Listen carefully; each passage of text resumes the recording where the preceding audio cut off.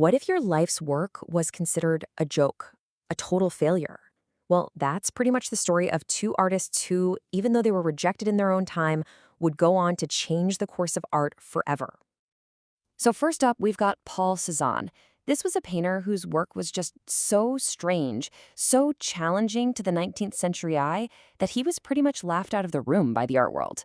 An outsider, constantly getting rejected by the establishment.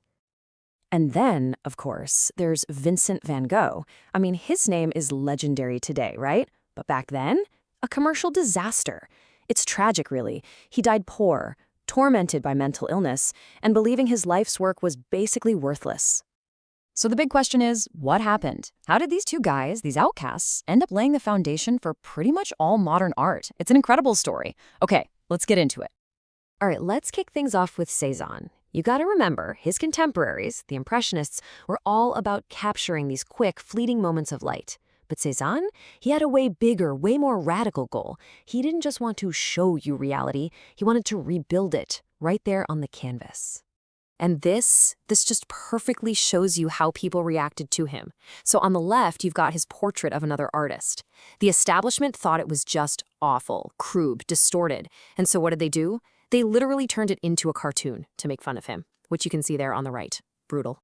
See, Cézanne was painting right in the middle of the Impressionist boom, and that style was all about light, atmosphere, capturing a split second. But for Cézanne, something just wasn't there.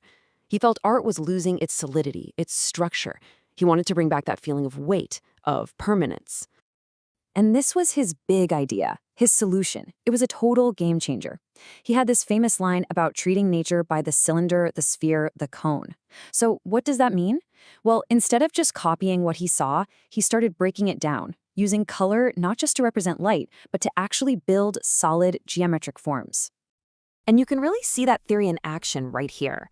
This is Mont Saint-Victoire, a mountain near his house that he was absolutely obsessed with. I mean, look closely. He isn't just painting a picture of a landscape, he's building one. He's using these patches of color to create planes, a world of cylinders, spheres, and cones that feels so solid, almost like it's been carved.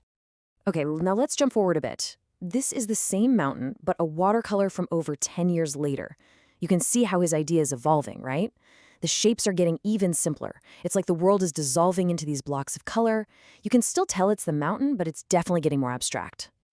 And then we get to this, one of his final paintings of the mountain, right at the end of his life. And wow, the image is almost completely broken down. It's just an architecture of color and shape. At this point, you could say he's not even painting a mountain anymore. He's painting the idea of a mountain, its structure. All right, so that's Cézanne's revolution. Now let's switch gears and talk about Vincent van Gogh. He was on a totally different mission, but it was just as revolutionary. He wasn't interested in the structure of reality.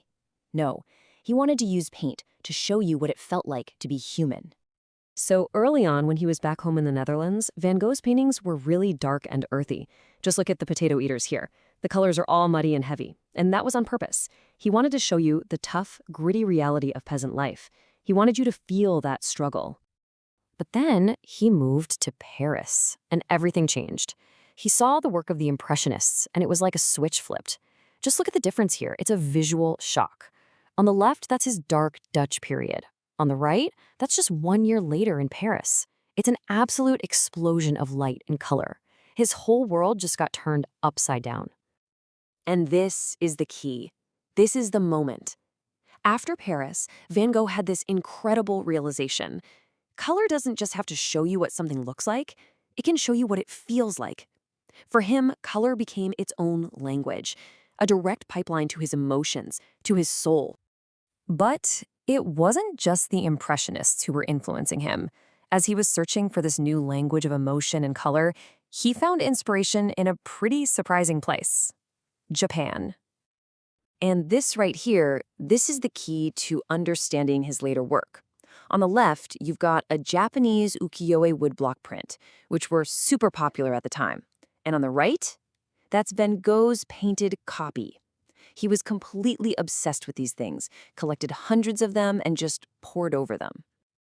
And he wasn't just making copies for fun. He was learning. He took all these techniques from Japanese art and made them his own. Things like these bold black outlines, flat areas of super vibrant color, these really interesting cropped compositions. It was a visual language that was totally new to European art. So, okay, we've got these two outsiders, Cézanne and Van Gogh. They're on completely different paths, starting their own separate revolutions. But together, their legacy is just immense. Here's a simple way to think about it. Cézanne gave art a new brain. He taught it how to think about structure, geometry, permanence. And Van Gogh, he gave art a new beating heart. He showed it how to feel, using raw color to express pure emotion. And their influence wasn't subtle. It was immediate and explosive. Cézanne's whole thing with breaking down forms, that leads straight to Picasso and the birth of Cubism. And Van Gogh's emotional use of color, that paves the way for artists like Munch and the Expressionists. What they did together was break the oldest rule in the book, that art has to be a perfect mirror of the real world. Cézanne himself said he wanted to make something solid and durable out of Impressionism. And looking back, man, did he succeed. He didn't just make it solid. He built a whole new architecture for art to live in. And Van Gogh, his own words are just heartbreaking. They really capture the tragic cost of his genius. He absolutely succeeded in what he set out to do, but it cost him everything. He poured his heart and soul into his work, and you can feel it on every single canvas. So by throwing out the old rulebook, by saying art doesn't have to just copy what we see, Cézanne and Van Gogh blew the doors wide open for everyone who came after. They showed us that art could be an idea, it could be an emotion, a structure, it could be anything. And in doing that, they left us with this huge question that really artists are still trying to answer today.